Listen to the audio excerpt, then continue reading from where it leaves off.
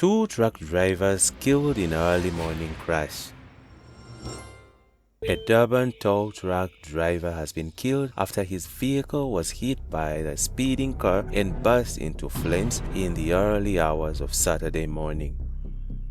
It is believed that he had been assisting a truck driver whose truck had broken down on the R102 in the vicinity of the Palmview and Phoenix off-ramp and was seated in the truck when a VW crashed into his tow truck. Gareth Naidoo of KZN VIP Protection Services said the impact caused the tow truck to ram into the truck and burst into flames. It was just after midnight that KZN VIP Medics, together with other emergency services, responded to a call of an accident on the R102. Upon arrival of KZN VIP Medics, we saw that a tow truck was engulfed in flames with a driver entrapped in the wreckage, Naidoo said. He added that despite their best attempts to put out the fire and extricate the driver, they could not get him out. Meanwhile, the truck driver was stabilized at the scene and rushed to a local hospital for urgent care. The driver of the VW Golf was believed to have been under the influence of alcohol and was taken away by police. If anyone knew the tow truck driver, he changed his whole life around, always shared a helping hand when needed. It is a great loss to the towing community and we extend our deepest condolences to his family, Naidoo said. Meanwhile, KZN SAPS eliminated 3 of Durban's wanted in intense shootout.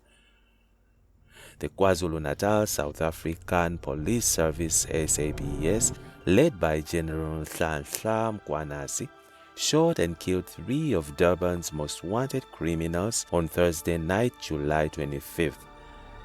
The shooting comes after the criminals opened fire on the police trying to arrest them. Each incident brings the total number of dangerous criminals killed by KZN SAPS this month to 7. General Nhlanhla Mkhwanazi confirmed on the SABC News that it is an incident that happened in Inanda area where police were following on an information that involved the suspect on the several criminal activities. We must thank the good work done by the intelligence officers that are continuously keeping their ears on the ground, and they are recruiting informers as well as the community, which helps us in locating the criminals, said Mkhwanazi. This latest success has been widely discussed on social media, with many praising the SAPS for their effective response in line of duty. One user on Twitter expressed, "Good General, we need you in Gauteng also. Many of our SAPS members also corrupt here," said Etsami 94269. I don't know why this gentleman does not teach other provinces to handle criminals, said at Tankiso 882127. In the meantime, George Bissow's son Alexei convicted of assaulting wife after 9 years. The son of the late human rights lawyer, advocate George Bissow, has been found guilty of assault with the intent to cause grievous bodily harm after punching his wife 9 years ago. Alexei Bissow appeared in the Johannesburg Magistrates Court on Friday, where he was convicted. The conviction comes after his wife, Monique van Oorstholt, approached AfriForum's private prosecution unit when the National Prosecuting Authority (NPA) failed to prosecute him. During the attack at their Joburg home in 2015, van Oorstholt was left with 6 broken ribs. Speaking after the conviction, Van Oosterhout said she would never have had the opportunity to tell her story if it weren't for the AfriForum's private prosecution unit.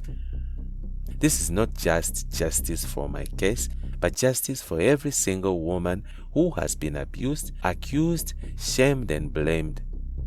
This should not be happening. I'm also very keenly aware that if AfriForum's private protection unit had not taken up my case when I asked them for legal advice, we would not be here, she said. Meanwhile, AfriForum spokesperson Barry Bateman said the prosecution unit will continue its fight to ensure nobody is above the law.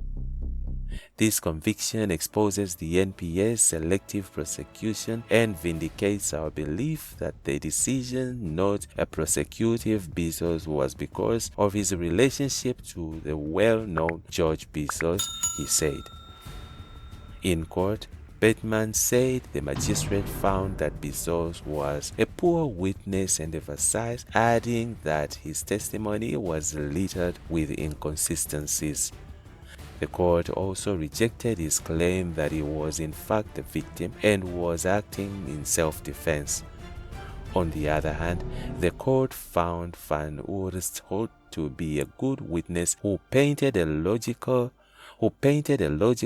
and clear picture of what happened. The matter was postponed to August 23rd from sentencing argument. And that's it from Injibs Crime. Stay tuned to ASA Crimes and Correctional Updates.